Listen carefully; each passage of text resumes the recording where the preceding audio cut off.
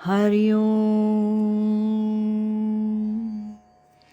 सार्थक वाटे झालिया वेचाचे.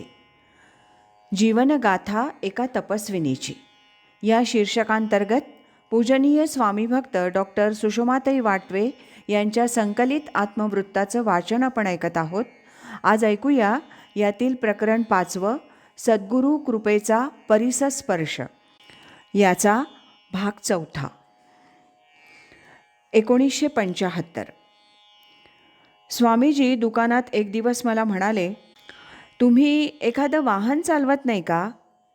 मी म्हटलं, हो, सायकलपासून गाडीपर्यंत सर्व वाहनं मला चालवता येतात.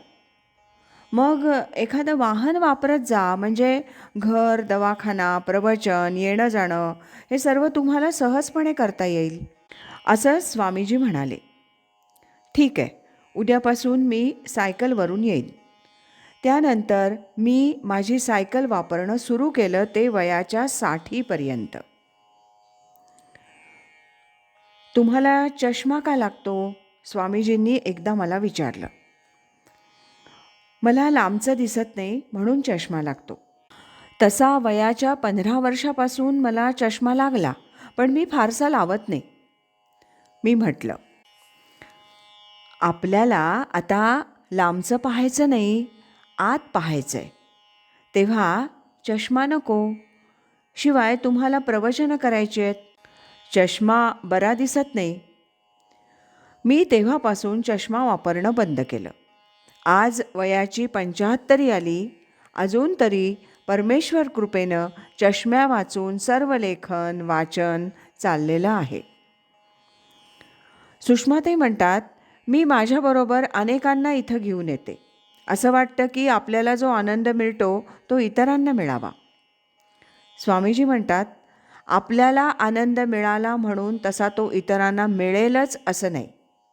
त्यावर सुषमाताई म्हणतात, मग त्यांना इथं आणणं योग्य का अयोग्य? स्वामीजी म्हणतात, प्रथम चौकशी करून खात्री करून घ्यावी की खरंच त्याची तयारी किती आहे, वाचन साधना काय आहे. त्यावर सुषमाताई म्हणतात, माझ्याजवळ बोलताना खूप काही सांगतात, पण इथं तुमच्याजवळ बोलायची वेळ आली की मागे सरतात. स्वामीजी म्हणाले, असंच असतं, म्हणूनच पारखायचं. सुषमाताई म्हणतात, संपूर्ण शरणागतीमुळे आत्मविश्वास ढासळतो का? स्वामीजी म्हणतात, मुळीच नाही.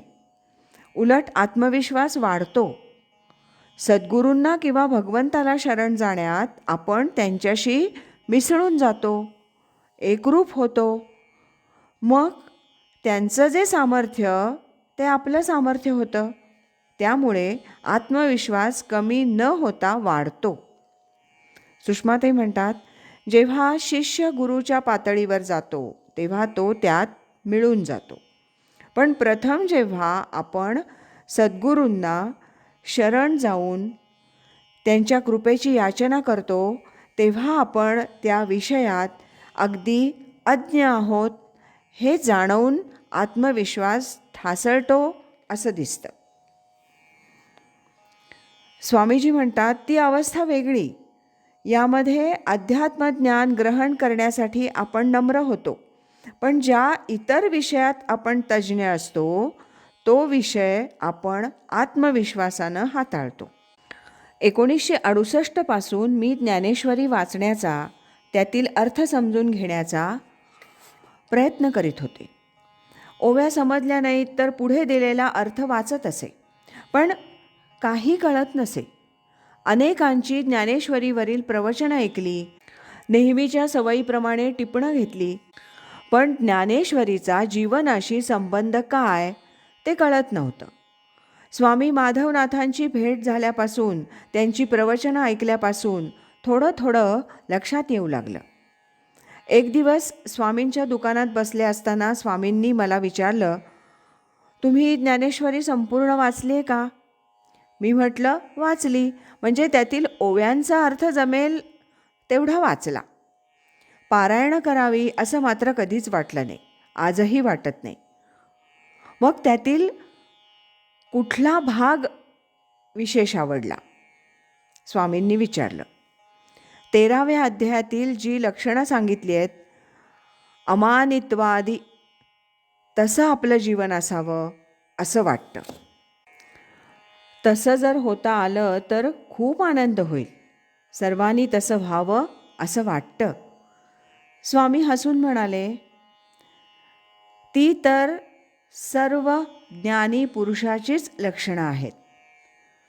तसं होण्याचं ध्येय डोळ्यासमोर ठेवायला हरकत नाही, पण खूप अवघड आहे ते. त्यासाठी सद्गुरूंच्या मार्गदर्शनाखाली साधनाच करायला पाहिजे.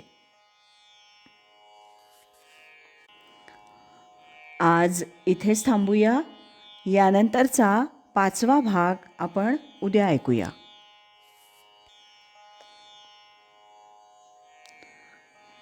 अखंड करी सोहम ध्यान, कृतार्थ जीवन होय त्याचे. हरि ओम तत्सत.